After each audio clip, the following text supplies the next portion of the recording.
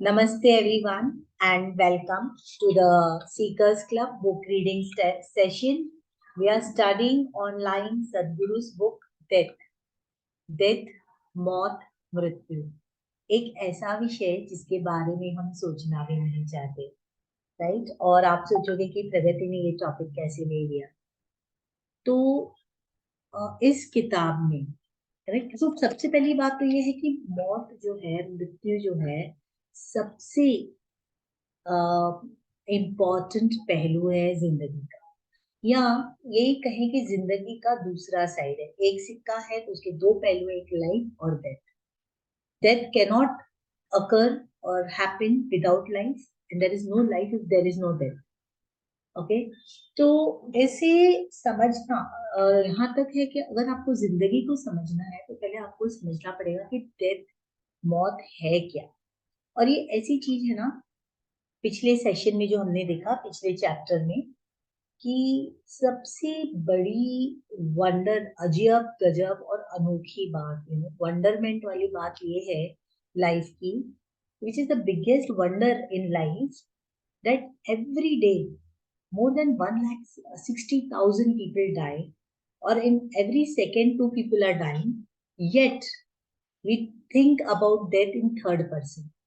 We don't, अगर आप कोई न्यूज भी सुनते हो किसी के मृत्यु की, तो सोचते हो उसके लिए, हमारे लिए नहीं। करेक्ट?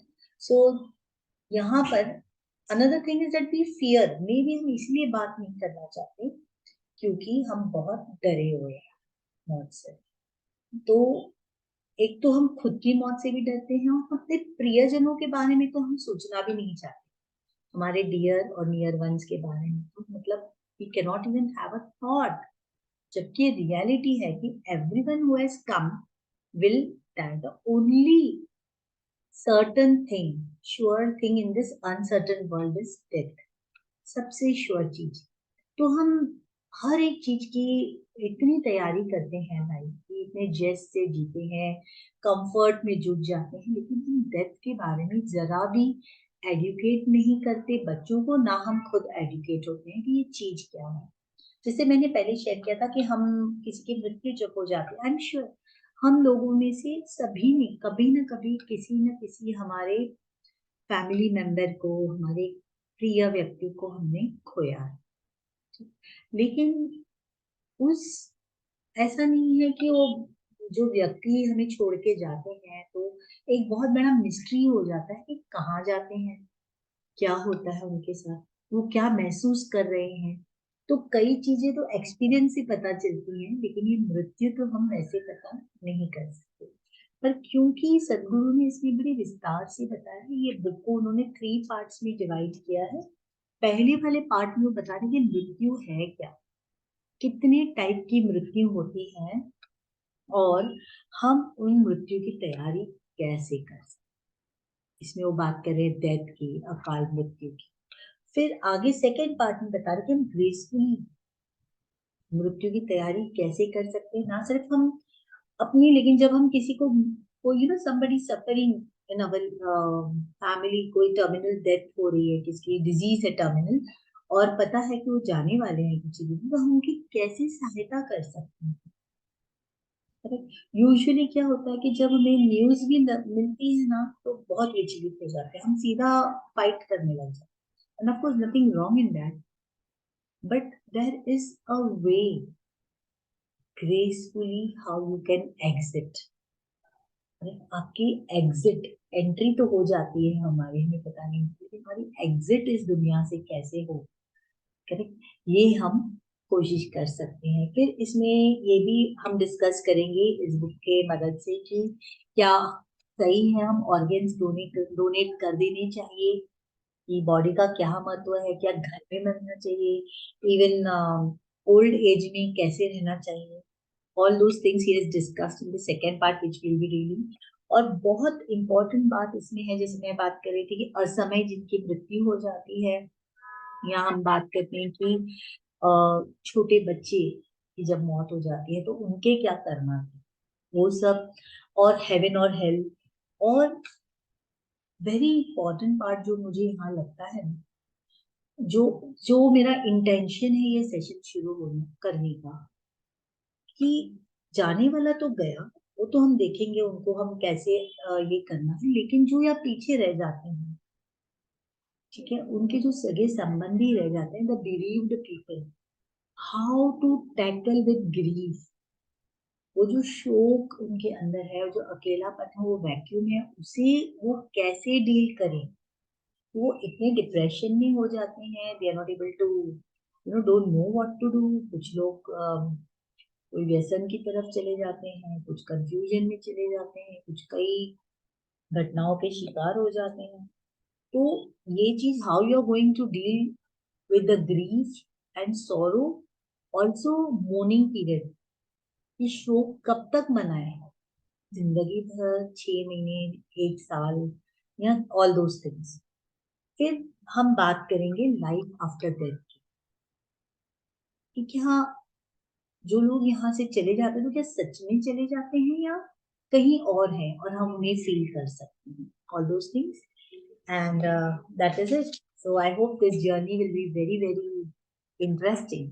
तो शुरू करते हैं आज का सेशन। जैसे पिछले सेशन में हमने बात की थी कि डेथ, स्पिरिचुअलिटी और डेथ की कंपैरिजन कर रहे थे, जहाँ पर हम बात करें कि डेथ बिल्कुल एक फंडामेंटल, बेसिक और फंडामेंटल है, एक ऐसा इम्पोर्टेंट एस्पेक्ट है लाइफ का कि जिसे कोई भी इग्नोर नहीं कर सकता। और बात कर रहे थे मॉर्टल नेचर की, कि हर इंसान अगर समझ जाए कि हमारा नेचर, नेचर मीन्स कैरेक्टरिस्टिक ही है कि we have to go.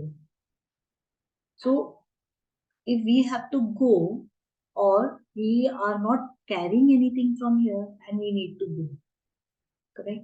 So अगर दिन में अगर हम एक बार भी ये बात सोच लें कि यहाँ पर जो हमारा एंट्री है या हम जो भी रोल प्ले कर रहे हैं वो एक कुछ क्षण के लिए है, because it is very very clear, everybody is going. Time में you may not know, return ticket तो सभी के पास है, हाँ टिकट पर शायद डेट का स्टैंप नहीं है या है लेकिन हम नहीं देख पा रहे, right? So you know don't know कौन कौन से स्टेशन पे उतर जाएगा। अगर हम इस जीवन को एक यात्रा माने, ट्रेन में अगर हम बैठे हैं तो कौन किस स्टेशन पे उतर जाएगा हमें पता नहीं है, ठीक है। लेकिन राइटर कहते हैं कि जब हम स्पिरिचुअलिटी की बात करते हैं, अध्यात्म की बात करते हैं, कि अध्यात्म, spiritual means being connecting to our spirit. तो स्पिरिट से जब हम कनेक्ट करने की बात करते हैं, अगर हमें पता ही हो कि हम मरने वाले नहीं हैं तो हम क्यों कनेक्ट करेंगे? फिर तो हम भोग विलास में ही रहेंगे ना, अर्थली प्लेजर्स को एंजॉय करते हुए रहेंगे। और स्पेशली जब हम यंग होते हैं, युवा अवस्था तो ऐसे गुजर जाती है, तब इतनी ऊर्जा होती है हमें, तो हमें लगता ही नहीं कभी हम मरने वाले। Correct, whole world is for us, and at that time you will never, hardly will you find anybody interested in spirituality।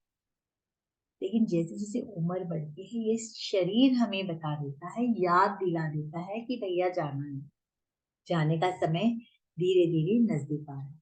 तो अगर हम अवेयर हैं, writer says if we are aware of our mortal nature, कि हमारा nature अनित्य है, क्षणभंगुर है, अगर हमें दिन में ये याद हो, तो हमें याद भी हो पीछे, if we are even aware of it, do you think we will waste time in getting angry with people, कि हम उनसे झगड़ेंगे, लड़ेंगे या और कुछ स्टूपिड करेंगे? क्या हम हर जीवन का हर क्षण एक अमूल्य गिफ्ट है और उसे बहुत अच्छे से यूज करें, वेस्ट ना करें लाइफ को? ये पता है कि बहुत लिमिटेड टाइम है हमारे पास और हमें यहाँ से जाना है और सब कुछ छोड़कर जाना है यहाँ पर।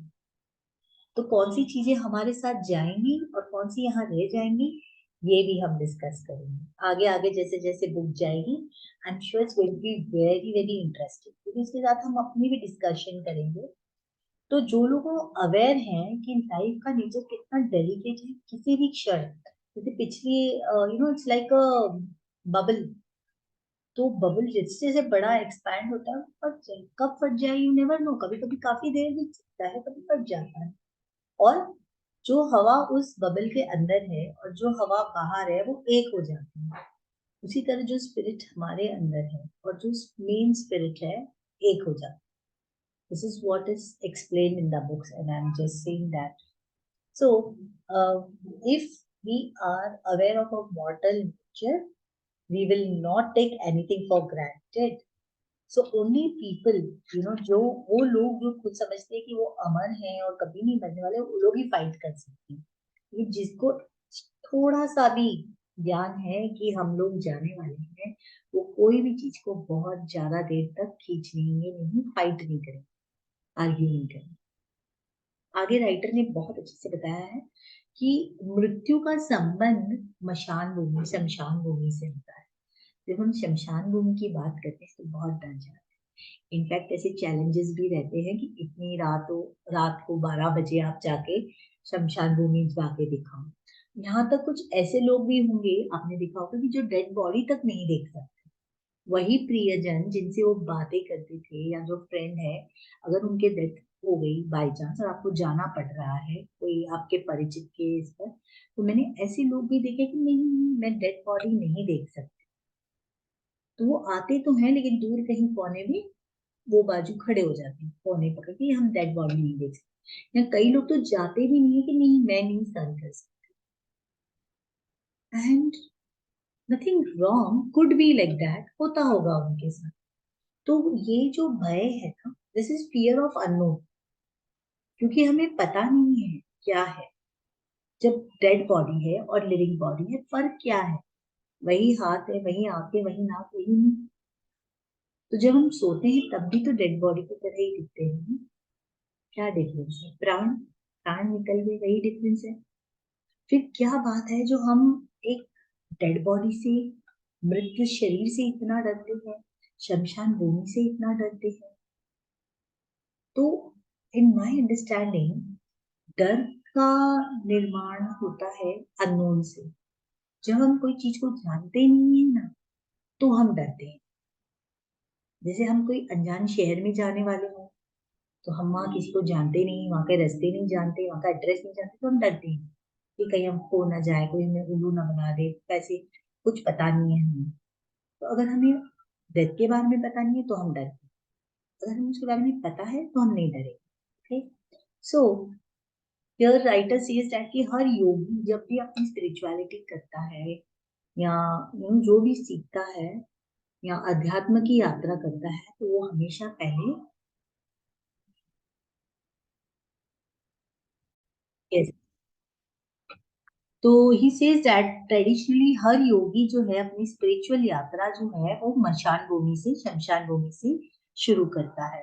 और राइटर कहते हैं कि जो मणिकर्णिका घाट है वाराणसी में, बनारस में, जहाँ पर कंटिन्यूअस बॉडियां जो है, मृत शरीर जो है वहां पर जलाए जाते हैं, दफनाए जाते हैं। तो वहां पर क्या है कि कैजुअल बिजनेस है, रोज की बात है वो।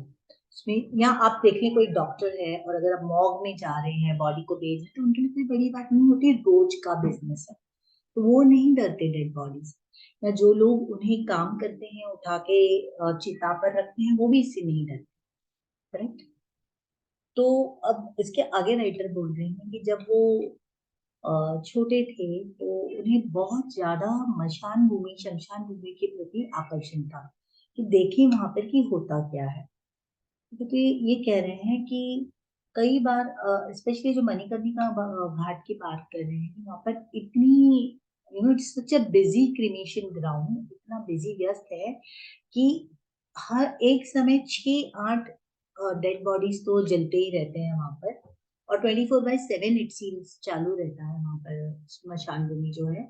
और इतनी ज्यादा वहां पर भीड़ रहती है कि पूरी तरह से देह जला भी नहीं, और वो आधे शरीर को उठा के नदी में डाल देते हैं और दूसरे बॉडी का ना वहां पर लगा देते हैं। तो राइटर कहते हैं कि आप जब वहां जाएं तो जरूर देखें कि ये शरीर के साथ क्या हो नदी के।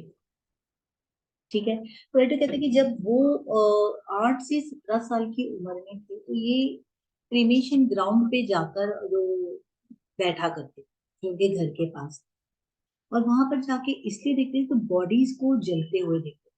करेक्ट। और राइटर कहते हैं कि इतना ड्रामा होता है इन द सेंस कि जब आप देखिए, अगर आप वहां रोज जाकर या कभी आपने देखा हो जो लोग जाते हैं शमशान भूमि में, कि इतनी बुरी तरह से लोग रोते हैं। ऑफकोर्स दुख होता हुआ है उन्हें, और मुझे ये लगता है कि अज्ञानता के कारण ही ज्यादा जो शोक प्रकट करना, दुख प्रकट करना होता है। एक बार अगर ज्ञान हो जाता है ना, तो उतना जो दर्द और दुख है वो नहीं होता। मैं नहीं कहती हूँ कि एकदम से आप भूल जाओ, यादें रहती है, वो बंदे के साथ आपका अटैचमेंट है, अटैचमेंट है, आपकी यादें हैं, मेमोरीज है, इट विल नॉट गो। दुख तो नहीं जाएगा, लेकिन जो शोक प्रकट करती है ना, उसका जो एक क्वालिटी है वो चेंज हो जाती है, उसका रूप बदल जाता है। तो राइटर कहते हैं कि जब वो शमशान भूमि में जाके बैठते थे और बहुत सारे मुर्दे आते थे, तो फैमिलीज रोती हैं और एक आधा घंटा 40 मिनट रुकते हैं। वो बॉडी जो जल रही है, और पूरी तरह से नहीं जली हुई है, क्योंकि मे भी लकड़ियां कम लगाते हैं, या लोगों के पास उतना समय नहीं रहता कि पूरी शरीर जल जाए तब तक रुके, तो वो निकल जाते हैं। अब वहां सदगुरु बैठे रहते थे और वो बॉडीज को देखते रहते हैं। अब वो कहते हैं कि जब शरीर जलता है, पहले देह जब जलता है, तो सबसे पहले जो गर्दन है ना वो वो तो पतली होती है, और उससे क्या होता है, मे भी बॉडी सही से नहीं रखे हुए नहीं होते थे, तो जो शरीर है ना, हेड शरीर का जो हेड पार्ट है वो रोल होके नीचे गिर जाता है। तो सदगुरु क्या करते हैं, उठा उठा के उसे वापस चिता में रख देते हैं। तो ये वो कह रहे हैं कि राइटर सदगुरु जो है अपने दिन रात मशान शमशान भूमि में बैठते, वहां बैठ के बॉडीज को पूरी तरह जलने में मदद करते थे, पूरी तरह से जल रही है कि नहीं। अब ये क्यों करते हैं, ये क्यों बैठे थे वहां, क्योंकि उनमें जिज्ञासा थी जानने की कि होता क्या, मौत के बाद हम जाते कहाँ हैं। तो कहते हैं कि जब आप शरीर कोई शरीर आपके सामने जल रहा है, जब आप चिता जलते हुए देखते हैं, तो बहुत सारे फीलिंग्स नो दिमाग काम करने हैं। और तब when you are seeing and there are so many emotions, तो it's not difficult to see कि कल आपका भी यही हाल होगा। बहुत जल्दी वो इमोशंस आते हैं, mentally, emotionally, there are many reactions, correct. और हर कोई उस जलती हुई चिता को देखकर और अपने हिसाब से विचार जो उनको आते हैं। दूसरा, कि बॉडी को जब हम जलते हुए देखते हैं, तो जब हम इतने अस्वस्थ हो जाते हैं,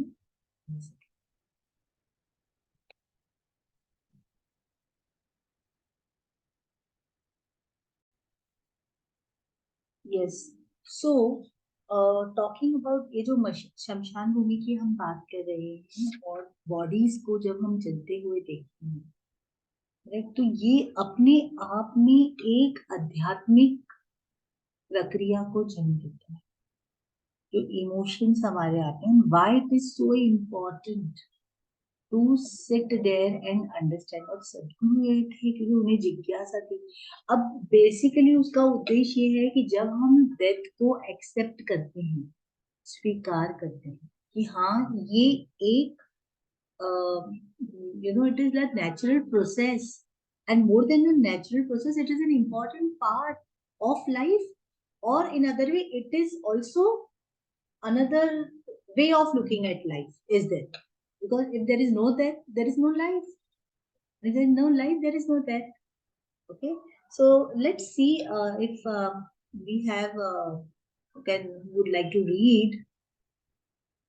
Yes, so we are on page number 9 from the book. So ये वाला एक पैराग्राफ जो है हम पढ़ना चाहेंगे। यस, आप पढ़ोगे? Yes. हाँ। I spent many days and nights in the cremation grounds, just sitting and looking and helping these bodies burn fully. It set forth a completely different kind of processing. I know you would want to avoid this, but it is good to sit down and watch the bodies burning continuously. Living in the comfort of your house, it is very easy to think you're immortal. But when a body is burning in front of you, it is not very difficult to see that it could be you tomorrow, mentally and emotionally. There may be There also be reactions, but the most important thing is that your body perceives life in its own way. The sight of another body burning deeply unsettles it. It brings a different kind of awareness and sense within you. Many things that you have imagined about yourself will all get burned in the cremation ground if you sit there and keep watching what happens. When you're watching the bodies burn, you should not think about it. Simply look at it. Just look at it and look at it and look at it. After some time, you will see it is just you. It is not any different. It is your own body. Once you can replace that body with yours and still sit there is a deep acceptance of death. This is not psychological process. When your very body perceives the fragility of its existence, there is a very profound relief and acceptance. Once there is a deep acceptance of death, then life will happen to you in enormous proportions. It is only because you tried to keep death away, life has also stayed away from you. This is why almost every yogi spent a significant amount of time in the cremation grounds at some point or the other in his life. Yeah, thank you for reading. तो in fact यहाँ पर मुझे ये भी कहना है कि गौतम बुद्धा ने कंपलसरी किया था अपने मॉन्क्स के लिए कि जो भी उनके पास इनिशिएशन के लिए आते थे, दीक्षा के लिए आते थे, वो उन्हें कहते थे कि जाओ और कम से कम 3 महीने, if I am not wrong, he asked them to spend 3 months on a very busiest cremation ground. बस जाओ और जाके सिर्फ कॉप्सेस को, डेड बॉडीज को जलते हुए देखो. 3 महीने ये कंपलसरी था. उनको दीक्षा लेनी है गौतम बुद्धा के यहाँ जाके, आपको अगर भिक्षु बनना था तो ये उनकी पहली शर्त. अब इसके पीछे का जैसे कि हमने देखा कि डेथ से डर क्यों लगता है, या इतना बाधित टॉपिक क्यों है हमारे समाज में, क्योंकि हम उसे एक्सेप्ट ही नहीं करते. इसकी चर्चा नहीं होती, इसके बारे में सोचा नहीं जाता, बात नहीं की जाती. जबकि ये डरने वाली बात नहीं है, समझने वाली बात. और जब हम, इसीलिए गौतम बुद्ध भी अपने भिक्षुओं को कहते थे कि जाइए और पहले डेड बॉडी को जलते हुए देखिए, क्योंकि यही हमारी सच्चाई है. तो बताने का इंटेंशन डराना नहीं है, एक्सेप्ट करना. जो चीज को हम एक्सेप्ट नहीं करते, रेजिस्ट करते हैं, उससे हम डरते हैं, उससे हम भागते हैं. और जितना हम भागते हैं मृत्यु से, हम खुलकर जी भी नहीं सकते. So life and death are just like two sides of the same coin. That's what I feel. If you want to understand life, अगर आपको बिल्कुल खुले दिल से जीना है, हैप्पीली जीना है, तो बहुत जरूरी होता है कि आप मौत को नजदीक से देखें और समझें, ना कि मौत से, मृत्यु से डर डर के. I think let us stop here. Thank you everybody for joining. So let us close with gratitude. And we will continue again chapter 1 tomorrow in the next session, जहां हम डेथ को एक्सप्लोर करेंगे कि राइटर की क्या कोशिश थी और क्यों डेथ को हम एक ट्रेजेडी मानते हैं, एक बहुत बड़ा विपदा मानते हैं, एक ऑब्स्टेकल मानते हैं, एक स्पीड ब्रेकर मानते हैं. करेक्ट. तो डेथ का एक नजरिया जो है, नया नजरिया, हम अपने अगले सेशन में देखेंगे.